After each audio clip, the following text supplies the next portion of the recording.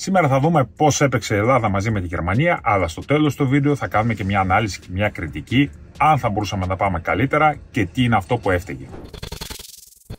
Γεια σας, είμαι ο Λάζαρος Παπαδόπουλος, για όσους με ξέρετε, απλώς ο Λάζος. Το σημερινό βίντεο δεν θα μπορούσαμε να το κάνουμε πολύ ευχάριστη διάθεση, όσο αντικειμενικοί και να είμαστε, όσο και να θέλουμε να δούμε απλώς το μπάσκετ, είμαστε άνθρωποι, έχουμε συναισθήματα και είμαστε κάπως συναχωρημένοι από το αποτέλεσμα της εθνικής μας ομάδας. Αυτό το βίντεο γίνεται ακόμα με πιο ασφυκτικές συνθήκες με αυτό που έγινε το προηγούμενο, γιατί στο προηγούμενο βίντεο ήμασταν σε ένα δωμάτιο 3x2, τώρα είμαστε σε μια καμπίνα 1x1, αλλά είμαστε πολύ ευχαριστημένοι γιατί αυτό το βίντεο γίνεται με την ευγενική χορηγία του Καϊκιού στη Λίμνο, το Βόρειο Αιγαίο, όπου ο καπετάνιος είναι ο Σκουλαρίκιας και ο δεύτερος καπετάνιος είναι ο Διονύσης, ο λεγόμενος Νιόνιος. Όσοι θέλετε να έρθετε στη Λίμνο και να κάνετε διακοπές, να κάνετε ένα fish tour, σας το συνιστώ. Δεν υπάρχει κάποια σελίδα για να σας στείλουμε κάποιο link. Ωστόσο, αν έρθετε στη Μύρινα, θα ρωτήσετε ποιος είναι ο Σκουλαρίκιας, θα πάτε και θα κάνετε το ταξίδι σας και θα μείνετε ευχαριστημένοι. Περνάμε λοιπόν την ανάλυση μας. Επίθεση. Δεν χρειάζεται να είμαστε κάποιοι αναλυτές για να καταλάβουμε ότι η εθνική μας ομάδα δεν έπαιξε το ρυθμό της. Στα προολυμπιακά μάτς η εθνική μας ομάδα πέτυχε 92 πόντους πλάς και στο σημερινό παιχνίδι πέτυχε 63 πόντους. Θα ήταν πολύ απλοϊκό αν κρατούσαμε την ανάλυση μας μόνο πατώντας ένα σκορ. Θα πρέπει να εξηγήσουμε και γιατί και ποια είναι τα σημεία που πρέπει να διακρίνουμε το ότι δεν έτρεξε η εθνική μας ομάδα ή το ότι δεν είχε τη διάθεση να τρέξει. Ένα από τα χαριστικά παραδείγματα είναι το πώς ξεκινήσουμε την επίθεση. Κάθε καλάθι που τρώγαμε, το out που κάναμε ήταν πολύ αργό. Παίρναμε την μπάλα και προχωρούσαμε περπατώντας στη γραμμή του out για να κάνουμε την πρώτη πάσα. Σε αντίθεση λοιπόν με τους Γερμανούς, οι οποίοι πραγματικά παίρναν την μπάλα, κάναν γρήγορο το step και κάναν την πρώτη πάσα πάρα πολύ γρήγορα. Να πούμε κάτι που μου άρεσε ειδικά στη Γερμανία, η αντιμετώπιση της στο pick and roll. Έκανε push, έβγαζε εκτός ισορροπίας το screener. Ναι, αυτή είναι εδώ τη λεπτομέρεια, τη βάζουμε στην ενότητα της επίθεσης, γιατί κατά κάποιο τρόπο ούτως ή άλλως η ανάλυση που κάνουμε πατάει πάνω στην Ελλάδα και όλα γυρνάει γύρω από την ομάδα μας. Κλείνοντας την ενότητα της επίθεσης, θα ήθελα να πω ένα χαρακτηριστικό που μου άρεσε ιδιαίτερα, ήταν το post του Γιάννη. Ξανά, όπως και στο προηγούμενο παιχνίδι, θα δούμε ότι περνούσε η μπάλα στο post, γινόταν η παγίδα και γινόταν κάποια κίνηση. Αλλά αυτό που μου άρεσε ιδιαίτερα ήταν ότι ο Γιάννης βελτιώθηκε αρκετά, διάβασε τις παγίδες και πριν κάνει οποιαδήποτε πάσα, κρατούσε την μπάλα ζωντανή. Θυμάστε αυτό που λέγαμε στους playmaker. Το ίδιο ισχύει και για το post game.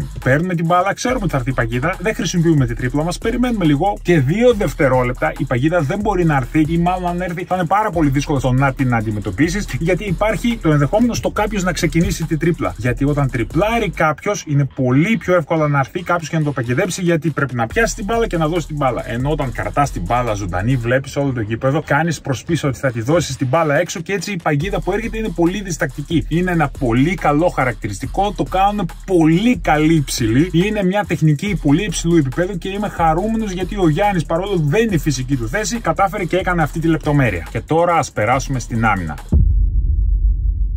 Ένα από τα χαρακτηριστικά που μου άρεσε ιδιαίτερα ήταν οι παγίδες στους περιφερειακούς και οι παγίδες που γινόντουσαν πριν τα pick and roll. Έφευγε ένας δεύτερος παίκτης πάνω στην μπάλα, χωρίς κανένα λόγο, χωρίς να υπάρχει κάποιο pick and roll, χωρίς να υπάρχει κάποια απειλή. Απλώς πήγαινε ο δεύτερος παίκτης, άλλαζε η μπάλα, γινόταν τα rotation και σε αυτή τη φάση, όσες φορές το έκανε η εθνική μας ομάδα, έπαιξε πάρα πολύ καλά. Το έχουμε τονίσει αυτό και με τον Καναδά. Με τον Καναδά το κάνανε 2-3 φορές, τώρα το κάνουν πολύ περισσότερες και όσες φορές το κάνουν, νομίζω ότι δεν φάγαμε κανένα καλάθι. Αυτό το χαρακτηριστικό μου άρεσε ιδιαίτερα. Αυτό που δεν μ' άρεσε ήταν τα rotation και βοήθεια στη βοήθεια. Είναι οι όροι που τις έχουμε ακούσει πολλές φορές, το έχουμε ακούσει στη τηλεόραση, το έχουμε ακούσει από διάφορους ειδήμονες. Ωστόσο, πολλές φορές δεν καταλαβαίνουμε τι σημαίνει αυτό. Είναι πολύ απλό. Όπως έχουμε πει στα προηγούμενα βίντεο για το πώς θα σπάσουμε την άμυνα, δηλαδή ότι η άμυνα πρέπει να κινείται και να είναι δεμένη και πολλές φορές αλλάζουμε την μπάλα, δημιουργείται ένα κενό και αυτό το κενό μπορούμε να τρυπήσουμε. Το ίδιο ισχύει και για τη δικιά μας άμυνα. Η δικιά μας άμυνα και αυτή πρέπει να είναι δεμένη. Όπως και να μετακινείται η μπάλα, πρέπει να μετακινούνται όλοι οι παίκτες. Άρα, όταν ένας παίκτης πάει για βοήθεια, ένας άλλος παίκτης πρέπει να καλύψει αυτό το κενό. Άρα, έρχεται ένας παίκτης για βοήθεια, ένας παίκτης καλύπτει αυτό το κενό. Και αυτό πρέπει να γίνεται ταυτόχρονα. Δεν πρέπει να υπάρχει κανένα κενό. Πάει στη βοήθεια, καλύπτει ο επόμενος παίκτης. Πολλές φορές, πάρα πολλές φορές, σε όλα τα level, το κλασικό λάθος είναι ότι πάει αυτός ο παίκτης και αυτός που είναι να καλύψει είτε ξεχνιέται, είτε πάει 1-2 δευτερόλεπτα μετά. Και έτσι, όταν γίνεται αυτό το πράγμα, εδώ δημιουργείται ένα κενό και εκεί δίνουμε λοιπόν την πάσα και τρώμε το καλάθι. Αυτό δυστυχώς έγινε σε εμάς αρκετές φορές, ήταν στο κομμάτι 5-5 όπου ούτως ή άλλως δεν είμαστε καλοί στην άμυνα και φάγαμε αυτά τα εύκολα καλάθια. Τι έφταιγε?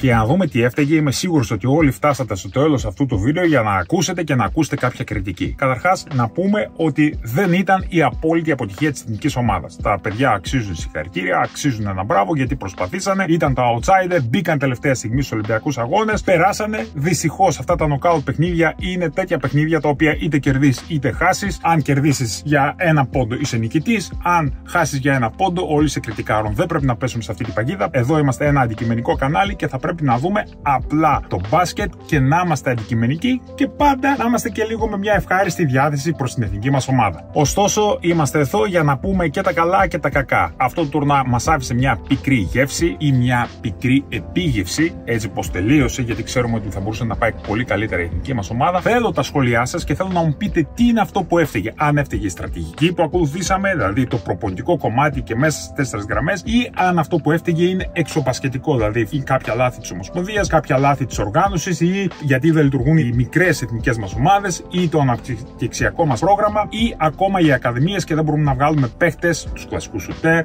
ή γενικά νέα ταλέντα για να βοηθήσουν την εθνική μας ομάδα. Θέλω τα σχόλιά σας, θα τα διαβάσω όλα και θα προσπαθήσω να απαντήσω στα σχόλιά σας. Παρόλα αυτά, γνωρίζω πολύ καλά και διαβάζω από τα σχόλιά σας ότι θα θέλατε τη δικιά μου άποψη, θα θέλατε τη γνώμη μου και έχω άποψη, έχω γνώμη για το τι φταίει, είτε το τι φταίει στις 4 γραμμές του γηπέδου, είτε το τι φταίει εκτός από αυτές τις γραμμές. Θα σας την πω αυτή την άποψη στα επόμενα βίντεο, γι' αυτό να είστε συντονισμένοι στο κανάλι, κάντε subscribe, πατήστε το καμπανάκι για να μην χάσετε κανένα από τα βίντεο που έρχεται στο Low Post Media και να θυμάστε ότι το μπάσκετ είναι απλό. Απολαύστε το.